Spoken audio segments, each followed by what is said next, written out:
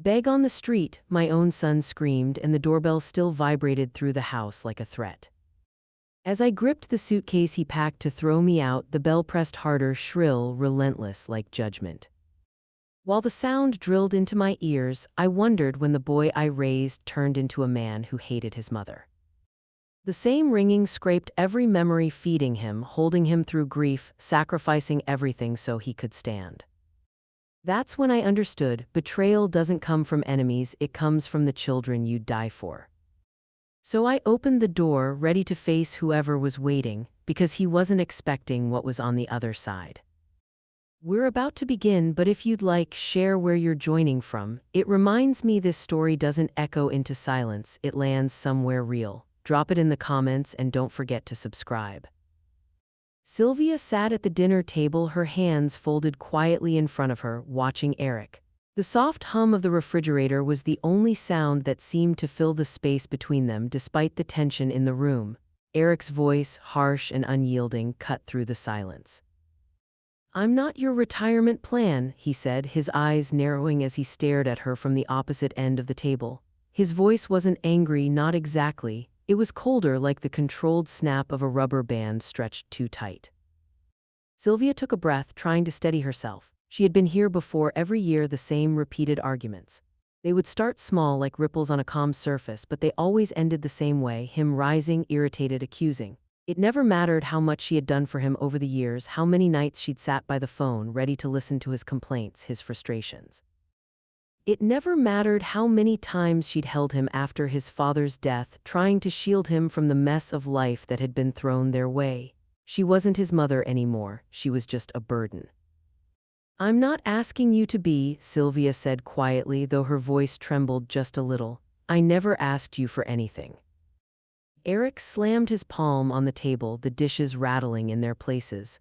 "I didn't ask for this, for you to hang around, dragging me down with all your things. I've worked hard for what I've got, and you think it's okay to just expect things from me." Sylvia's eyes flickered to Dana, who stood in the doorway, arms crossed. Dana's face was a mask, her mouth thin, eyes sharp. There was nothing new there, nothing soft. Sylvia was used to her cold politeness, her insistence that appearances must be maintained. Sylvia had never been anything but an inconvenience in Dana's world. "Eric," Dana began, but there was no warmth in her voice, just a sharp, controlled warning. Eric ignored her, his gaze still locked on his mother. "You've got no right to stay here anymore. I'm done. I don't owe you anything. If you're so determined to live like you're in the past, then fine. You want to live like you're still some martyr, you can go." Sylvia didn't flinch, she was tired of flinching. Her body had learned how to withstand all of it, the tirades, the dismissals, the resentment. She had raised him, hadn't she? She had kept him fed and clothed, even when the world crumbled around them. And what had she gotten in return? Nothing but these words, these demands. She stood slowly, feeling the weight of each movement. There was nothing left to say, no more fights to win, no more corners to turn. The air felt too tight, too heavy. Sylvia wasn't sure if it was the house or her chest that felt like it might crack under the pressure. "I'll go," she said, her voice barely above a whisper. Dana's eyes narrowed and Eric's mouth twisted in something that could have been satisfaction. His gaze flicked over to the suitcase by the door, the one Sylvia had packed earlier, anticipating this moment as if she knew all along it was coming. She had hoped she was wrong. She had hoped they might find a way through it, but she had known. She always knew. Eric reached for the suitcase, his fingers curling around the handle, and he swung the door open with a flourish like it was all just some dramatic gesture. "Beg on the street then," he sneered, his voice thick with something ugly. Sylvia stood there, frozen for just a moment, but her mind cleared. This was it. No more pretending, no more hoping things would be different. Her son had cast her out, his words sharp and final. There was no place for her here anymore, not in his home, not in his life. "Grandma, wait," Nora's voice broke through the tension, soft and hesitant. She stood behind Dana, her eyes wide, searching for something, anything that might make the situation better. But Dana, without a second thought, silenced her. The sharpness of Dana's gesture, her hand cutting through the air, commanding silence, spoke volumes. Sylvia didn't look back, she couldn't. She stepped outside into the cold, the night air bitten. G at her skin. The door clicked shut behind her, a finality in the sound. Her shoes made no sound on the concrete as she walked to the edge of the porch where the light from the front door barely reached. She felt the weight of her handbag against her side, the only thing she had left from the life she'd built. It was strange how something so small, so ordinary, could suddenly feel like a lifeline. Sylvia hesitated, but then she kept walking, the chill of the air seeping into her bones. She didn't know where she was going, only that she couldn't stay here, not anymore. Her mind drifted to Rosa, to the document tucked safely in her bag. She had everything she needed, just in case Eric needed a reminder, but for now, she only had the night. And the sound of her own heartbeat beating too fast, too loud as she disappeared into the shadows. Sylvia stood at the motel's check-in counter, her fingers tapping nervously against the envelope tucked under her arm. The fluorescent lights overhead hummed with a steady monotony, casting a sickly glow over everything: the chipped counter, the smudged plastic sign that read hourly rates available. She didn't look up at the receptionist. She didn't need to.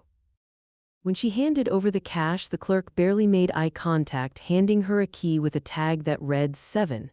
It was all transactional, a matter of business. Sylvia could feel her heartbeat in her throat as she made her way down the narrow corridor, her heels clicking sharply on the linoleum. Room 7, the door was already ajar. She pushed it open, stepping inside with a deep breath, letting the stale air fill her lungs. The room was small, drab, and smelled faintly of bleach and cheap cleaning supplies. A single bed covered with a faded quilt, a wooden chair pushed against the corner, a rickety desk. The walls were thin, and she could hear the faint sounds of a television from another room. She placed her suitcase on the bed, unzipping it with careful hands. From its depths, she pulled out the envelope, the one she had packed with purpose, the one that was about to change everything. With deliberate slowness, she slid it into the motel's safe, alongside the crinkled copy of her late husband's insurance policy, the one she'd held onto for years, never telling Eric that she still had it. The key turned in the lock, a soft click, and she exhaled. Her phone buzzed on the bedside table. Sylvia reached for it, feeling the familiar weight of Nora's name on the screen. Nora. Unknown number, I miss you. Mom changed the Wi-Fi password. Sylvia's chest tightened, her thumb hovering over the screen. She read the message twice, 3 times, the words sinking into her like stones. Her granddaughter was reaching out, even in this small way, but there was something distant about it, a hollow loneliness behind the words. She could hear Nora's voice just as clear as if she were standing right there, calling to her from the depths of that house she'd just walked out of. Sylvia's fingers moved, slow and deliberate, typing a reply. Sylvia read. She didn't know why she sent it, maybe because it felt like the only thing she could give her right now. She didn't have any answers, and she couldn't give her what she wanted, not yet. She hit send, but before she could let the message linger too long, she deleted it. For the first time in a long while, Sylvia sat still, really still. The room seemed to close in on her, but she was oddly calm. She didn't know what came next, but she knew what she had, what he didn't know she had, and that was enough for now. The phone buzzed again, but this time it was Nora. It was a call from Rosa. Sylvia picked it up quickly, her voice steady but quiet. Not yet, she said into the receiver, but I will be.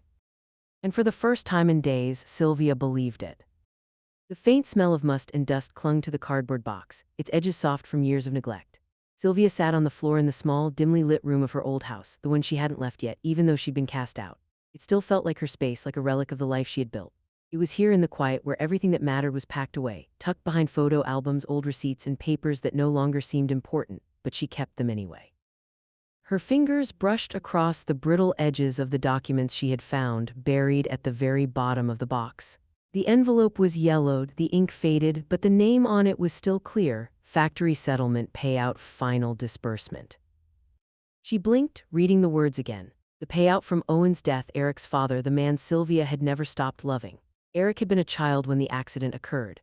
Sylvia remembered the crushing silence in their home afterward, the weeks of paperwork, and the empty promises that nothing would be the same again. But she remembered most of all the one thing that Eric never knew she had never told him.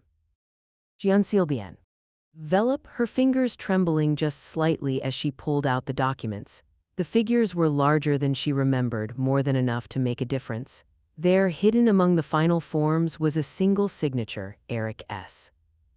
Contingent beneficiary. It was a technicality, something that had never seemed to matter back then. But now, looking at it, she saw what it meant. the funds had never been processed the way they should have been. Eric had no idea that she had kept the payout, quietly reinvesting it over the years, not just keeping it, building it. She hadn't wanted to tell him. She hadn't wanted him to feel burdened, to think that she'd ever tried to use it to control him. But Sylvia knew what it could do now. The irony wasn't lost on her.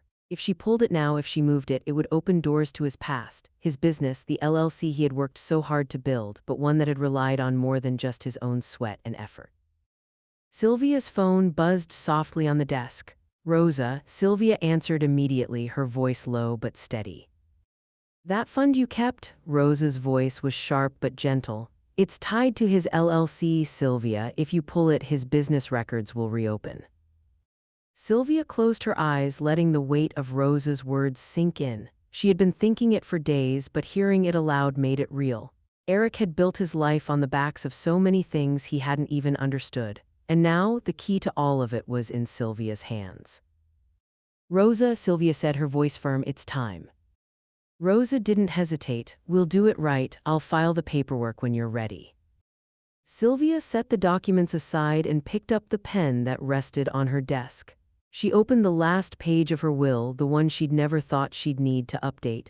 She added the new clause with careful precision, her handwriting firm and sure. Notify only if the child asks, not the parents. There was something coldly satisfying about that. Eric had no idea what she had been holding onto, how much she had let him take for granted. Sylvia took one last look at the papers before sliding them into an envelope. She sealed it with a quiet finality. Her fingers lingered on the envelope and she felt the heavy pull of what was coming. The door she had just opened, Eric wouldn't be able to close it again, and when the time came, there would be no turning back. Sylvia's eyes narrowed, her breath steady, but her heart raced with the slow, sure knowledge that she had everything she needed. The final step was waiting for her, and Eric would soon see just how wrong he had been. Sylvia sat in the dim light of her motel room, the steady hum of the TV filling the silence that seemed to stretch endlessly. It was a cold, unwelcoming evening, the kind that made everything feel small, like the four walls pressing in on her, reminding her that she was alone once again. Her phone buzzed, a sharp break in the stillness. Sylvia glanced down, her heart giving a sudden, unexpected jolt. It was from Nora. Nora. Unknown number. Happy Thanksgiving, Grandma, I miss you. Sylvia's fingers hovered over the screen for a long moment, but when she opened the message, her breath caught in her throat. The picture Nora had sent was the sharpest of all reminders. It was a photo of the dinner table, the usual spread of food, turkey, mashed potatoes, cranberry sauce, everything too perfect and too polished. But it wasn't the food that made Sylvia's throat tight. It was the empty chair at the head of the table, the one that should have been hers. In the picture, Sylvia's seat was filled by Dana's sister, a woman Sylvia had never particularly liked. She was smiling, oblivious in that plastic way people smile when they've won something they didn't deserve. And at the other end of the table there was Eric, his voice raised, his hand gripping the edge of his glass as he gave another of his speeches, the same tired rhetoric he always fell back on. Self-reliance, Eric was saying. Sylvia could almost hear it. That's what matters in this world. If you can't stand on your own 2 feet, you've got no one to blame but yourself. Sylvia closed her eyes, her chest heavy. She knew what that speech sounded like. She had heard it every holiday, every family gathering, every single time Eric tried to convince everyone and himself that he didn't owe anyone anything. But Nora's face in the photo, there was something in her eyes, something that Sylvia couldn't quite place. She was staring at her plate, her expression blank, caught between trying to be part of a family that didn't want her and holding onto the last piece of love she had left. The message hit Sylvia like a weight in her chest. I miss you. Sylvia swallowed the knot in her throat and sat back down, her fingers trembling as she picked up the papers from the desk. Rosa's handwriting was sharp and clean on the top page, the words clear and cold. Notice of beneficiary activation. This was it. She had known this moment would come. Ad felt it building like a slow wave crashing against a shore. If she filed this, if she made it official, Eric's business, the one he'd built so tirelessly, so arrogantly, would be tied back to the Harper family settlement funds. An audit would be triggered. Sylvia didn't know how long it would take, but it would tear everything apart. Every little lie he had built his empire on would be exposed. Sylvia's hand hovered over the envelope, the one she had prepared earlier. She had already signed the documents, sealed them up tight. All that was left was a small, simple note. Her fingers moved to the paper, the pen flowing naturally as she wrote a single line, one that felt both final and full of hope. To Nora, someday. It was all she had to give. She could never take away the years of damage. She could never erase the bitterness that Eric had spread through the family, the hurt that had seeped into every conversation, every argument. But she could leave something for Nora, a seed of truth. When the time was right, when Nora was ready, she would understand. She would know what Sylvia had done and why.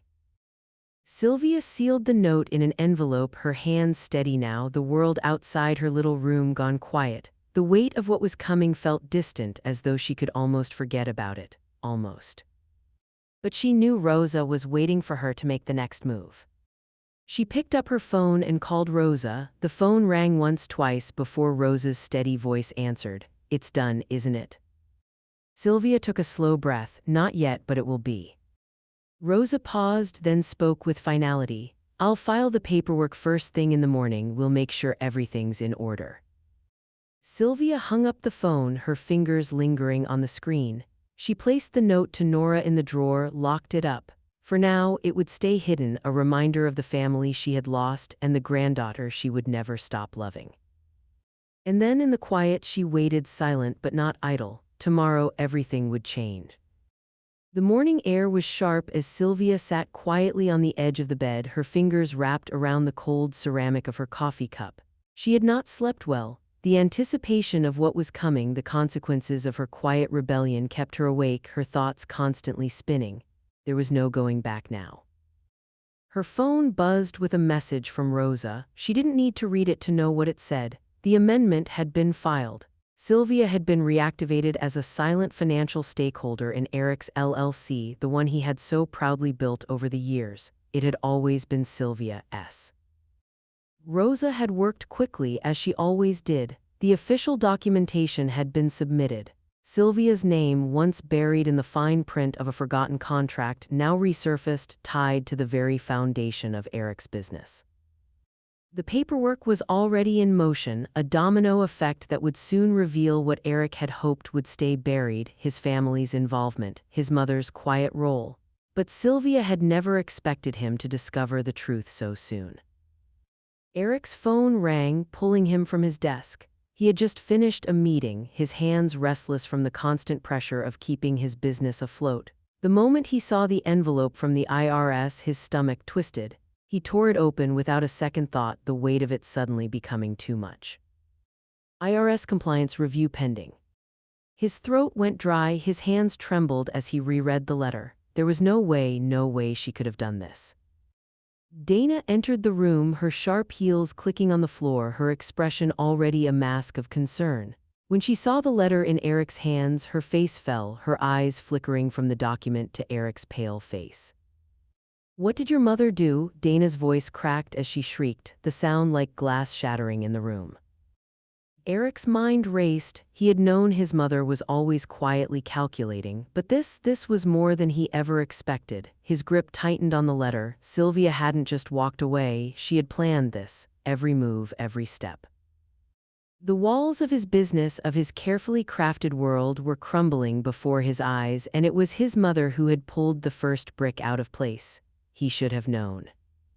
His throat constricted as he stared at the letter. This was only the beginning. Sylvia had set the wheels in motion, and nothing, no matter how hard he fought, could stop it now.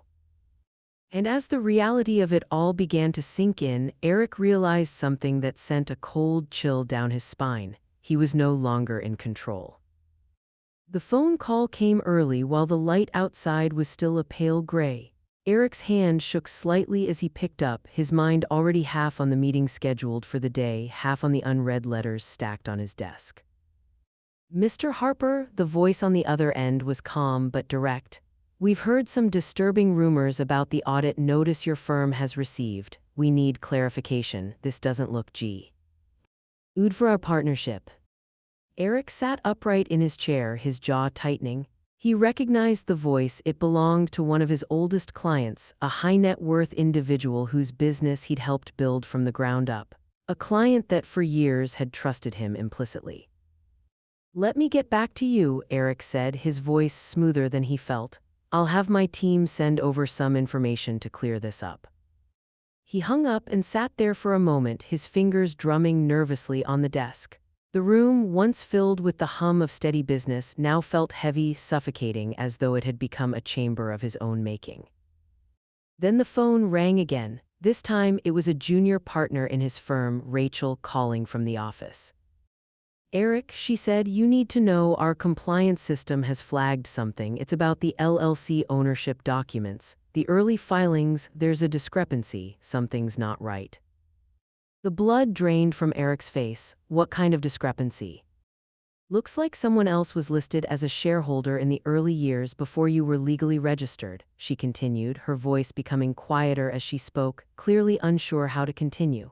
"And the documents don't line up with the official records we have. The IRS is going to dig deeper. The whole company could be at risk."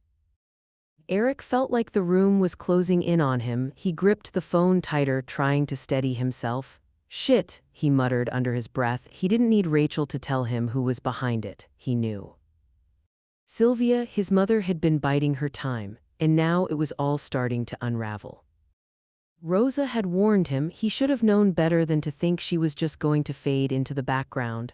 The audit wasn't an accident, it was a carefully calculated move. Sylvia had been part of this business from the start, more a part of it than he ever realized. Eric stood up abruptly, pacing the floor as he tried to gather his thoughts. "I need to handle this. I'll be in the office in 20 minutes, he said, his mind already racing toward damage control. At the office, he called an emergency staff meeting, gathering his team in the conference room, trying to hold himself together. He could feel the weight of their eyes on him, sensing their growing unease. "We're facing a compliance issue with the IRS," Eric began, trying to project confidence, though his voice cracked slightly. "A filing discrepancy we've been looking into. We're working with the authorities and we'll get this sorted." He didn't mention the real reason behind it. He didn't mention Sylvia, but as he spoke, he could feel the undercurrent of suspicion in the room, a shift in the energy. There were too many questions, too many things left unsaid. His employees, his partners, they could all feel it. "Eric, I need to go," Rachel spoke up suddenly, her voice barely a whisper. Her hands shook slightly as she stood up, her face pale. "I can't be a part of this. It's too much. I've worked too hard to watch everything fall apart."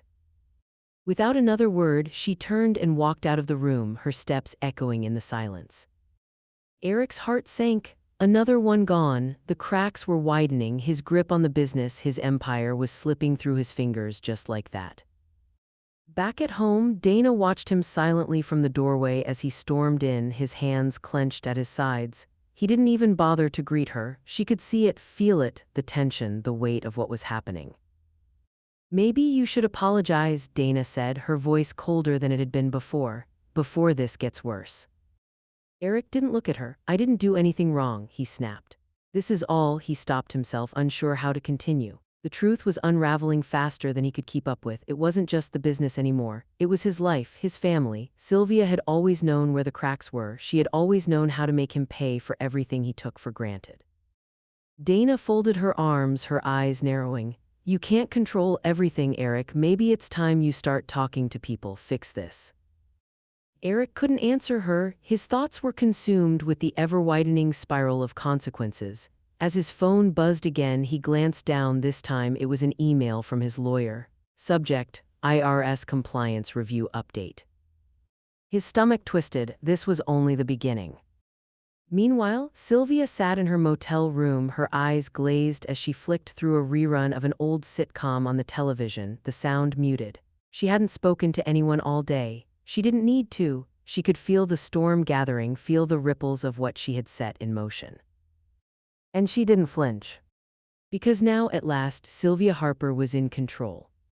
Sylvia sat in the back corner of a quiet coffee shop, the light from the window casting long shadows on the worn wooden tables.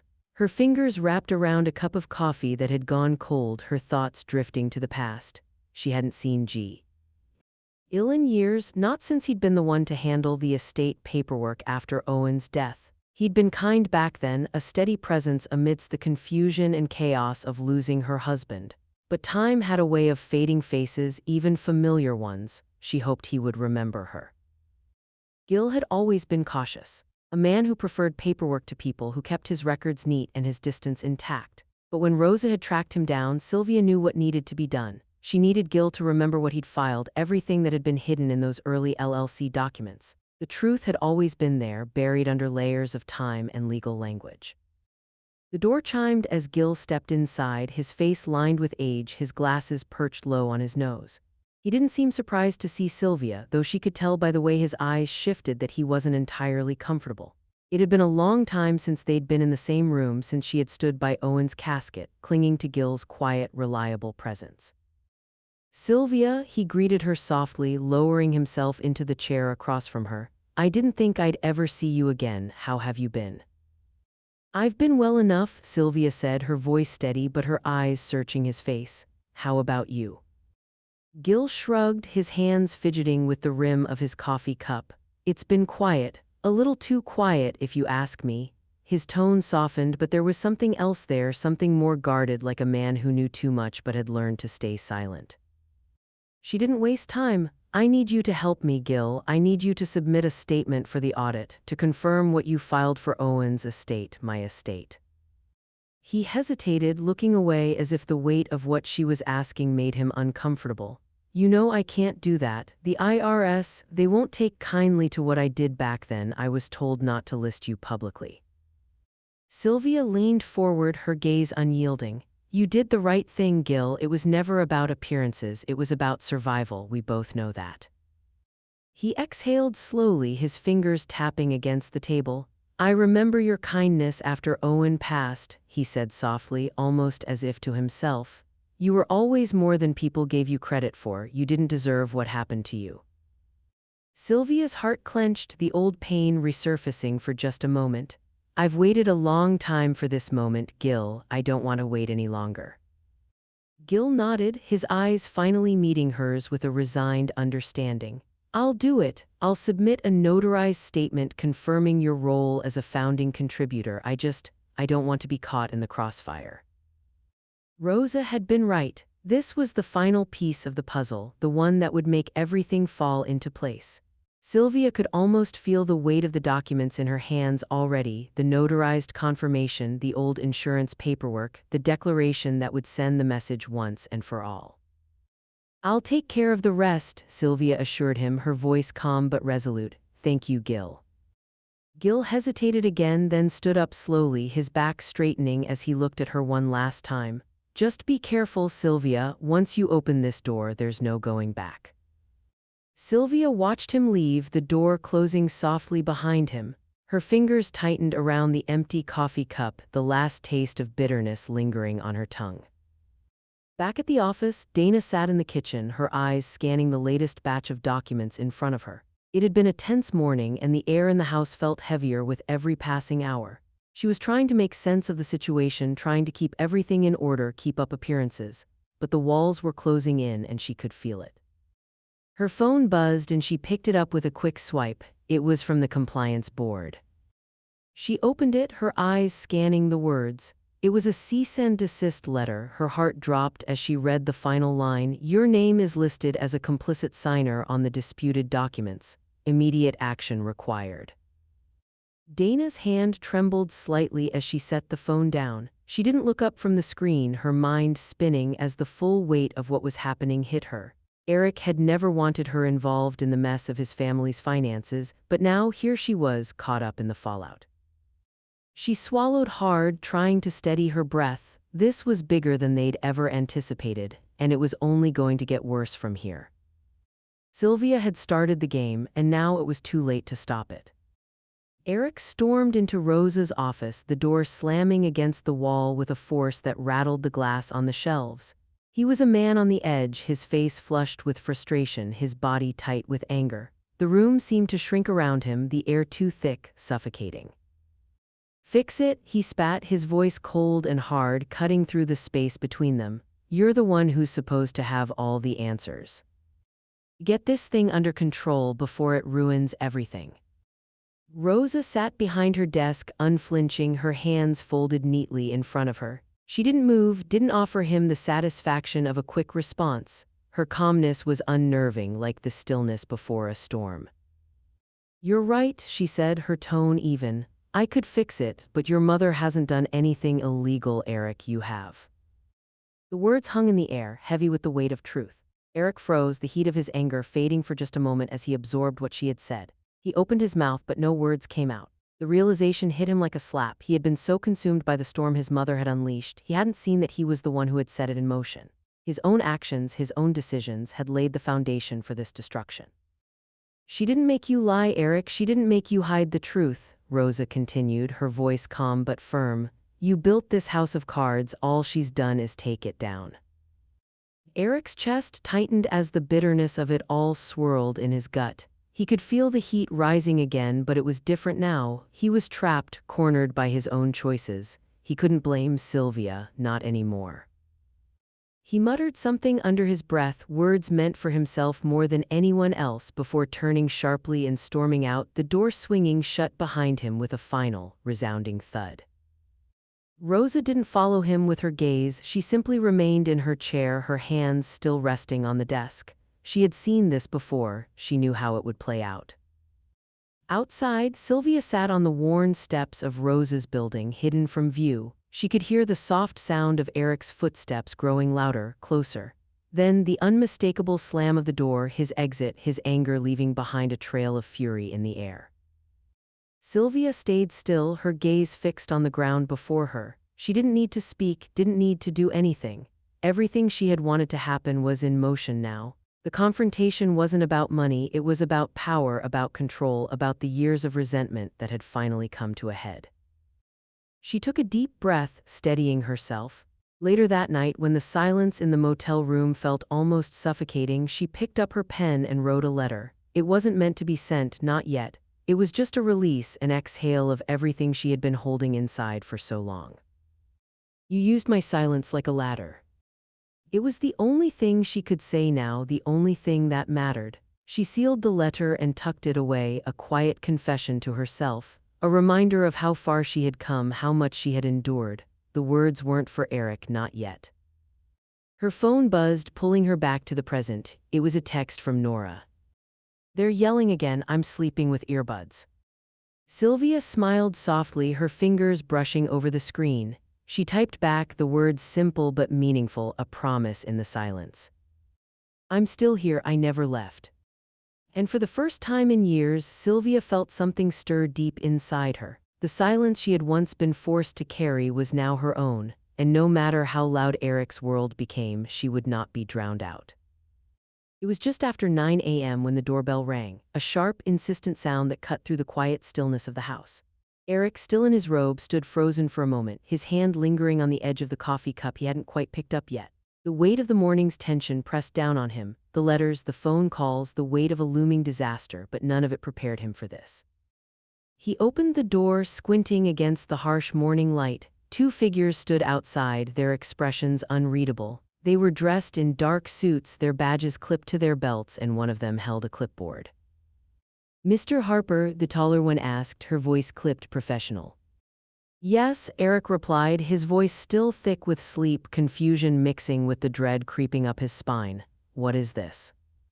The man beside her spoke next, his tone neutral. "We're from the IRS. We've been sent to conduct an audit of your business records. These are sealed orders." Before Eric could respond, they stepped past him, moving with an efficiency that made his heart race. The air felt colder now, sharper, as though the walls were closing in on him. His gaze flickered nervously to Dana, who had appeared in the doorway behind him, her face pale and unreadable. She looked like she might faint, her hands pressed tightly to her chest. "Eric," she whispered, the words barely a breath, "what's happening?" He didn't answer immediately. He couldn't. His mind was reeling, spinning too fast to keep up. The auditors moved quickly, one heading straight for his desk, the other setting up a scanner near the corner of the office. I don't understand," Eric stammered, trying to steady himself to regain some semblance of control. "This is just bad bookkeeping. It's a simple mistake, nothing more." The woman with the clipboard didn't respond. Instead, she handed him a form to sign, permission for them to take his laptop. Eric's hand shook as he took it, his eyes darting between the two auditors, their calm demeanor like a sickening contrast to the panic rising in his chest. One of them unplugged his laptop, slipped it into a plastic bag, and sealed it with a sharp snap. The other began pulling files off his shelves, flipping through them with a clinical detachment. "Where are you taking this?" Eric finally demanded, his voice rising in frustration. The man didn't look up. "We'll be conducting a full review of your financials, Mr. Harper, all the way back to the founding of the LLC." Dana's whisper broke the tension, soft but cutting through the air. "It's your mother, Eric," she said, her voice shaking. "This is her revenge. She's been planning this." Eric's breath caught in his throat. He wanted to shout to refute it, but her words hit too close to the truth. Sylvia had known. She'd always known. Every move, every calculation had been made carefully, patiently, and now it was all unfolding before him. He sank into a chair in the kitchen, his body feeling like it was made of lead, unable to move, unable to escape. His phone buzzed on the counter. 2 new texts. 2 clients had canceled their contracts, their names flashing on the screen, their words blunt and unforgiving. Eric didn't need to read the messages to know what they meant. The slow, steady collapse had begun. The foundation of his business, the empire he had built, was crumbling before his eyes, and Sylvia, in her quiet, methodical way, was standing at the center of it all. His phone buzzed again, another message, but this time it wasn't from a client, it was from Nora. "Grandma called, I miss you, please fix it." Eric squeezed his eyes shut, the weight of everything, his failures, his choices, the weight of his mother's revenge crashing down on him all at once. And then he knew there was no fixing it now. The door had already closed and the consequences had already begun to unfold. Sylvia sat on the edge of the small motel bed, the dull hum of the nearby vending machine buzzing in the background. The box in front of her was no bigger than a suitcase, just large enough to contain the fragments of a life she had once known. Dana had sent it through Nora. The gesture was cold, distant, just an afterthought, an action taken because it had to be. There was no apology, no warmth, just the weight of a son and daughter-in-law who had finally rid themselves of her. Sylvia slowly opened the box, her fingers brushing the tape that sealed it. Inside were a few clothes, some old family photos, and a collection of personal trinkets that had once held meaning. A necklace she'd worn every day for years, a pair of gloves frayed at the seams that she had worn on the day Eric's father died, a faded scarf that once smelled of lavender, now stripped of its softness. "Is this?" But there was something else, something that cut deeper. The smell. It was the unmistakable scent of lemon cleaner, the kind of smell that lingered in the sterile, impersonal spaces where everything had been scrubbed clean of meaning. She could almost feel the emptiness of the house she had once shared with Eric, the distance that had grown between them. The house that was never a home for her, not anymore. Sylvia sat back, the box still open in front of her. She didn't need to keep any of it, not anymore. All the things she had thought were precious, now they seemed trivial, irrelevant. But she couldn't bring herself to throw them away just yet. Instead, she let them lie there in the box, the remnants of a life now past. There was a soft knock at the door, pulling her from her thoughts. She wiped her eyes quickly, standing up and smoothing down the hem of her dress before opening it. It was Rosa, holding a thermos of tea and a small envelope. "I thought you might need this," Rosa said, offering the thermos with a quiet smile. Her eyes, usually sharp, softened when she saw the box. "The notarized statement from Gil," she added, handing over the envelope. Sylvia took it without a word, her hands steady as she tore it open. Inside was the notarized confirmation from Gil, acknowledging her role as a founding contributor to the LLC. It was official now. Everything that Sylvia had carefully orchestrated was about to be laid bare. Her final move was complete. "I'm filing it today," Rosa said, her voice firm. "It's done." Sylvia nodded slowly, then took a sip of the tea, the warmth spreading through her chest. It was a small comfort, but it was something real. Later that day after school, Sylvia heard the familiar tap on the door. She opened it to find Nora standing there, a shy smile on her face. Her hair was tied back loosely, her school uniform slightly askew. "Can I come in?" Nora asked softly, her eyes searching Sylvia's face. "Of course, darling," Sylvia replied, stepping aside to let her in. Nora sat down on the edge of the bed, her hands fidgeting with the hem of her jacket. She looked around, her gaze moving over the simple room. "I like it better here," she said, her voice quiet, almost uncertain. "It's calm." Sylvia sat beside her, her fingers brushing against the edge of Nora's hand. She didn't need to say anything, didn't need to fill the silence. She simply took a deep breath, feeling the weight of the years that had passed, the weight of everything she had carried for so long.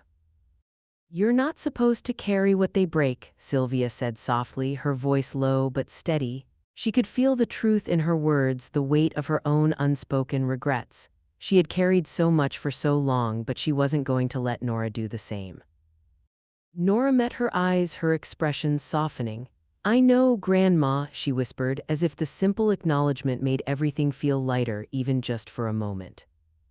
Sylvia held her gaze for a long time, then leaned over and kissed her on the forehead. "Rest now, sweetheart, tomorrow's another day." And for the first time in weeks, Sylvia felt the smallest flicker of peace. The quiet had settled in, and for once, it was hers.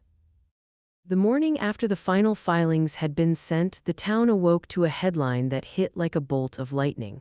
Sylvia opened her copy of the local newspaper, her eyes flicking immediately to the front page. The headline burned through her like a gust of cold wind. "Family fallout behind quiet audit of Harper Insurance." The story was brief but thorough. It spoke of the IRS audit, of discrepancies in the ownership of the Harper Insurance LLC, and of whispers that suggested family secrets had fueled the investigation. The article didn't name Sylvia directly. Rosa had made sure of that, but the connection was clear to anyone who knew the family's history.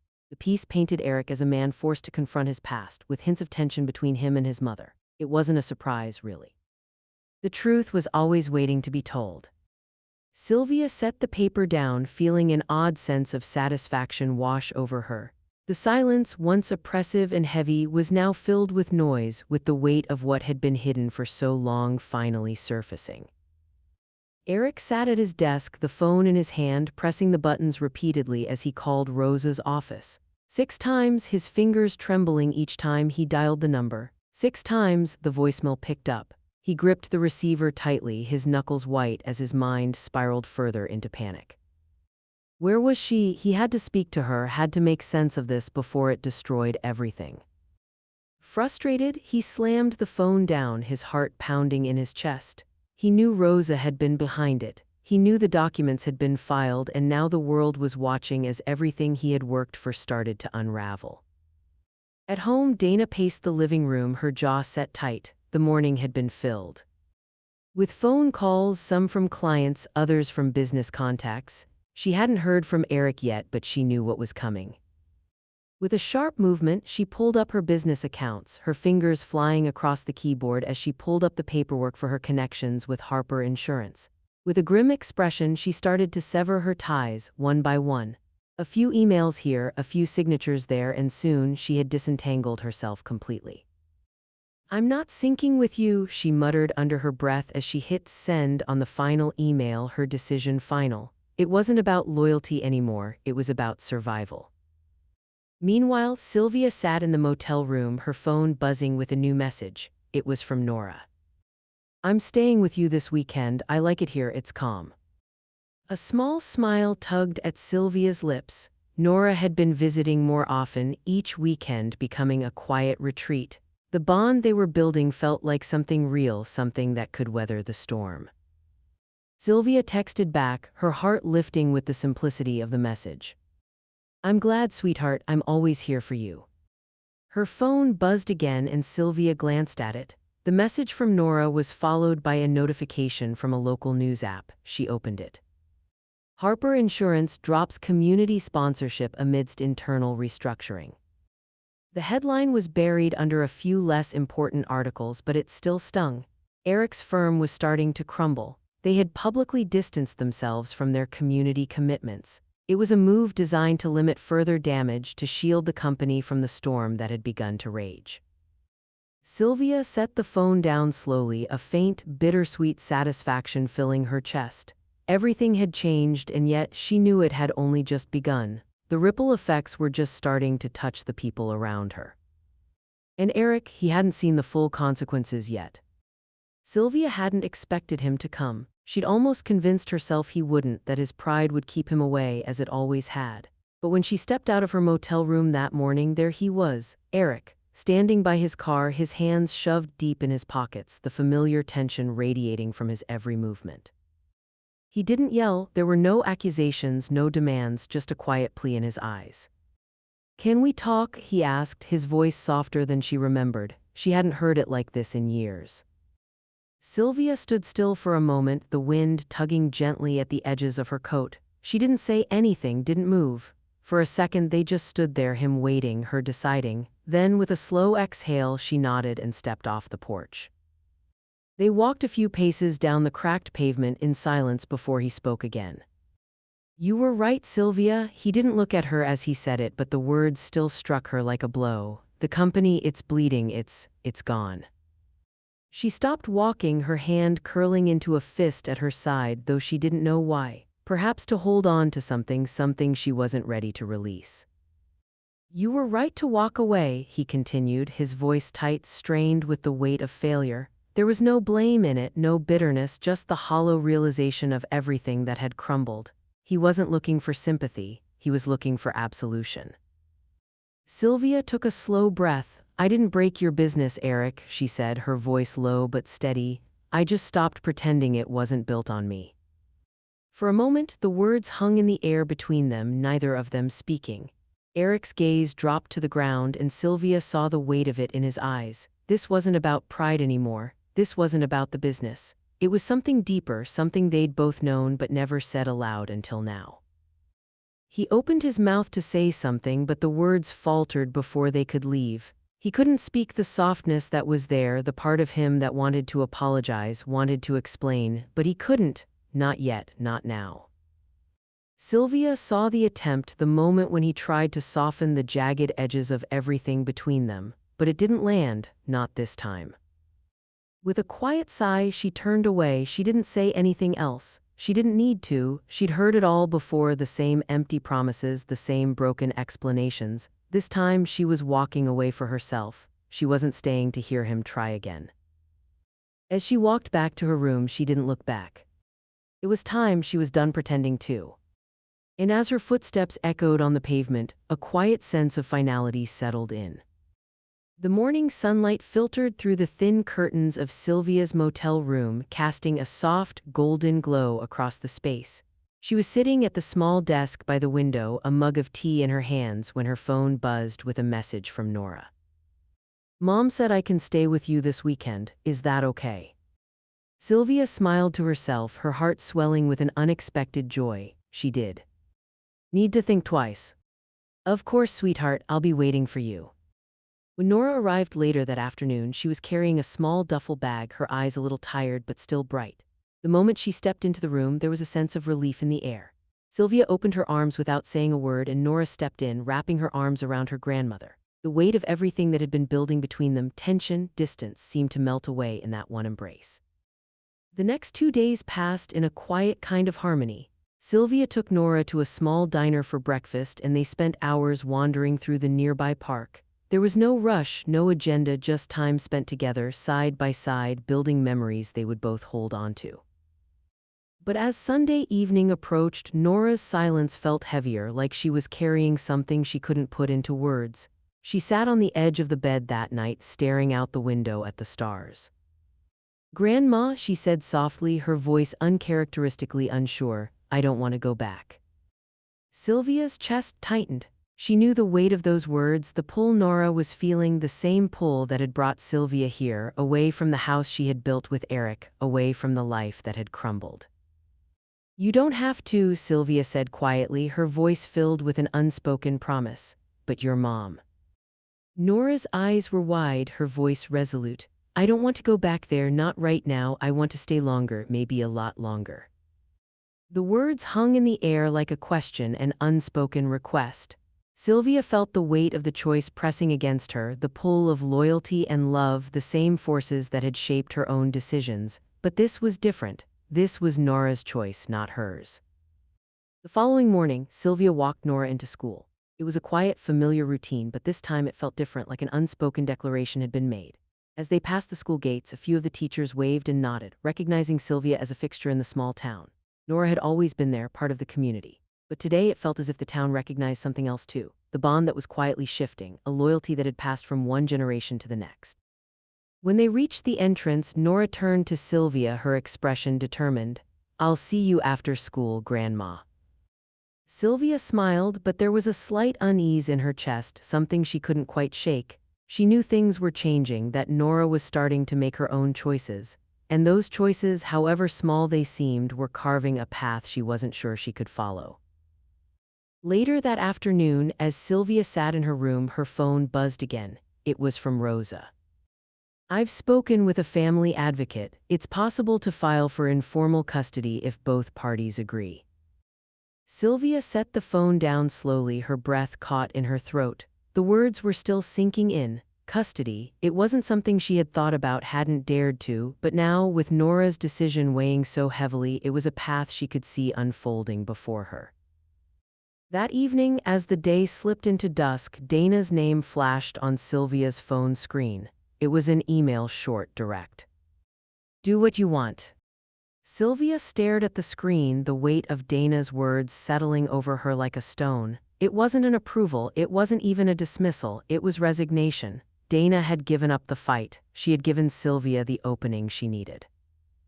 Sylvia exhaled slowly, her eyes lingering on the email. For the first time in a long while, she felt the weight of power shift. This wasn't just about what Eric had done to her or what she had done in return. This was about Nora. And this time, Sylvia wouldn't back down.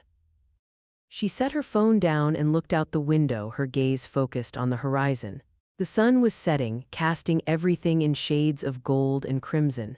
And for the first time in a long while, Sylvia felt the stirrings of something she hadn't known in years: hope. She wasn't sure where it would lead, but whatever happened next, she was no longer standing in the shadows. And Nora wasn't either. The office was quieter now, the hum of computers and the murmur of workers muted by the weight of absence. Eric sat behind his desk, his fingers drumming absently on the polished surface.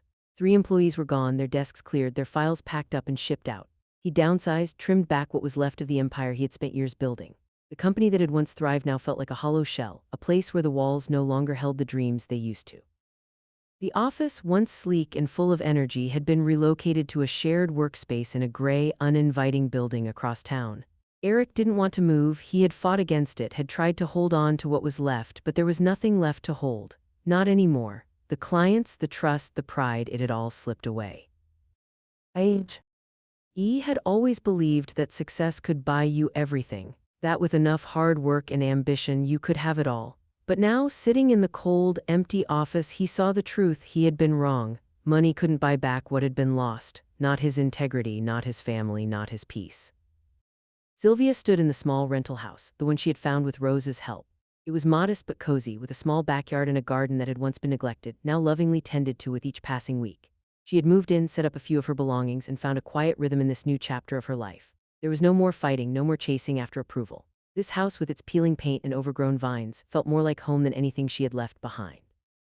Nora, in her quiet way, had taken to the space quickly. She loved the backyard, the shade of the old oak tree, the scent of fresh flowers. And there in the front yard, a small touch of color, a bluebird painted on the mailbox with the word still underneath. It wasn't just a word, it was a declaration, a promise that no matter what happened, they would stay grounded, stay steady. Nora had done it herself, the brush strokes carefully placed, her focus on the task as she painted, her face lit by the late afternoon sun. It was the first time she had ever done something like that, something so simple yet so meaningful. And in that moment, Sylvia realized the truth: this wasn't just a house, it was a fresh start. Dana too had changed. Sylvia saw it on her social media feeds, posts about wellness, self-care, and new beginnings. There were pictures of her yoga mat, her green juices, and her Sunday hikes, a clean, curated version of herself. But Sylvia knew the truth. There was no mention of family, no posts about Eric, no photos of Nora, no signs that Dana was part of the life she had once tried so hard to control. Dana had distanced herself, as she always had, from the messiness of relationships. It was fitting, in a way. Dana was a woman of appearances, a woman who carefully constructed the image of her life, always keeping up with the perfect facade. But no amount of wellness quotes could fill the hole she had created. Sylvia didn't need Dana's approval anymore. Sylvia sat at her kitchen table, the small room filled with sunlight, as she wrote a letter to herself. It wasn't meant to be read by anyone else. It was a release, a reflection. She took the pen, the words flowing naturally as she wrote. "You weren't wrong, you were quiet, that was the difference." She paused, looking at the words on the page. It was true. She had spent years holding everything inside, trying to make things work, trying to keep the family together, trying to give Eric the space he needed. But in the end, she had stayed true to herself, even when everyone else had left. The letter was a quiet affirmation that she hadn't been the one to break things. It had been a slow unraveling, a series of choices and consequences. And now, finally, she was free. Free to live her life on her own terms, no longer defined by the roles that others had placed on her. She put the letter in a drawer, not yet ready to let go of it completely, but feeling lighter for having written it. Later that week, Nora came home from school with an envelope in her hand. She was quiet, a little reserved, as she handed it to Sylvia. "What's this?" Sylvia asked, taking the envelope from her granddaughter's hands. "A letter from school," Nora replied, her voice soft. Sylvia opened it slowly, scanning the contents. It was a letter about a school competition. Nora had won an award, first place in a poetry contest. Sylvia's heart swelled as she read the words, the pride building in her chest. The letter ended with a note that made Sylvia's eyes well up. It was a dedication. "This poem is dedicated to the woman who stayed." Sylvia's hand trembled as she put the letter down. She looked at Nora, who was sitting on the couch, her feet tucked beneath her. "Sweetheart," Sylvia whispered, her voice thick with emotion, "you made your own choice." Nora nodded, her eyes meeting Sylvia's. "I think I made the right one." Sylvia stood there, her heart full, as the realization hit her fully. This wasn't just a victory for Nora, it was a victory for them both. They had both chosen to stay, chosen to move forward together. And Sylvia, for the first time in years, felt a sense of stability, the kind that couldn't be bought, the kind that could only be earned through patience, resilience, and love. Sylvia stood at the kitchen counter, her hands resting on the worn wooden surface. She had just returned from the mailbox, her fingers still holding the final envelope, the one she had almost forgotten about, the one that had arrived days ago. It was old-fashioned, handwritten, the ink fading just slightly at the edges. She had hesitated to open it, but now, holding it in her hands, she knew it had waited for this mom. And she peeled open the envelope, the crinkling paper reminding her of all the letters they had exchanged long ago. Inside, there was a single sheet of paper, its edges soft from years of handling. It was his handwriting, Owen's, the letters he had written to her after his death, the ones she kept close, tucked into drawers, pressed into books, as if they would bring him back. Her eyes lingered over the words. "You'll carry it all, I know, but one day put it down." Her breath caught. Sylvia's heart tightened in her chest, the weight of his words settling into her bones. She had carried everything, her son, her husband's memory, the responsibilities of a family that had left her behind. But what if, just for a moment, she could finally put it down? The doorbell rang, breaking her from the reverie. The sound was sharp, unexpected, and for a second she wondered if it was someone from the past, maybe Eric trying again, maybe one of the old faces from the business, the ones who had once expected everything from her. But it was Nora. Sylvia opened the door to find her granddaughter standing there, a bright bouquet of flowers clutched in her hands. She was beaming, her face lit with the kind of joy Sylvia hadn't seen in years. "These are for you," Nora said, her voice light, almost as if nothing had changed, as if all the pain of the past had melted away in that moment. Sylvia took the flowers, her heart swelling with pride and affection. "Thank you, sweetheart, they're beautiful."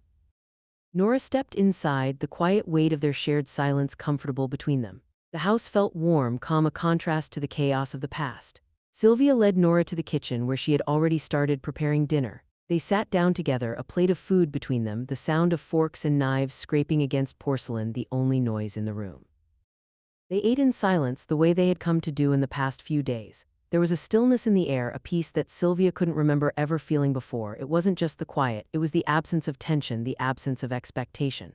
For the first time, she wasn't holding on to anything. She wasn't waiting for something to crumble, waiting for a reason to act. She was simply present. After a while, Nora broke the silence, her voice soft. "I'm glad I stayed, Grandma." Sylvia smiled, reaching across the table to take Nora's hand. "Me too," she whispered. The conversation flowed easily after that, with Nora telling stories from school, Sylvia listening intently. And in the quiet moments between words, the peace settled deeper. No one was yelling, no one was fighting to hold on. It was just the two of them together. Across town in a stark, empty office, Eric sat alone. His phone had been silent all afternoon. The office, once bustling with activity, now felt like a tomb. The air was thick with stagnation, the kind that comes when everything has been stripped away. He hadn't been able to shake the reality of the past few weeks, the failed contracts, the clients pulling out, the community distancing itself from him. He stared at his desk, the piles of paperwork, the abandoned files, everything he had worked so hard for gone. His phone buzzed. It was a new notification, a letter from the IRS. Notice of compliance review, minor procedural issue. His heart sank. It wasn't big, not yet, just a small issue, but it was enough to remind him that his safety net was gone. He no longer had anything to hide behind, no more wealth, no more family. He was exposed. Eric sat back in his chair, staring at the letter in his hands. The world outside his office felt so far away, the life he had built so distant, so unrecognizable now. Sylvia sat at her kitchen table later that night, the room quiet except for the soft tick of the clock on the wall. She opened her journal, the familiar weight of the pen in her hand grounding her. She wrote the words slowly, her mind clear. I lost everything the night he screamed, and somehow I gained more. Her hand paused as she reread the sentence, the reality of it sinking in. She had lost her family, her place in the world, but in the process she had found something else, something she had never expected, peace. She closed the journal and stood up, walking to the front door. She opened it slowly, the quiet night air cool against her skin. The doorbell had rung earlier, the sound still echoing in her mind. She stepped outside, the quiet stretch of the street ahead of her. She had lost everything, and somehow in the silence she had gained everything. The wind whispered in the trees, and as Sylvia stood there, her eyes on the horizon, she heard the sound of her own heartbeat. He told me to beg on the street. I let the silence answer the door.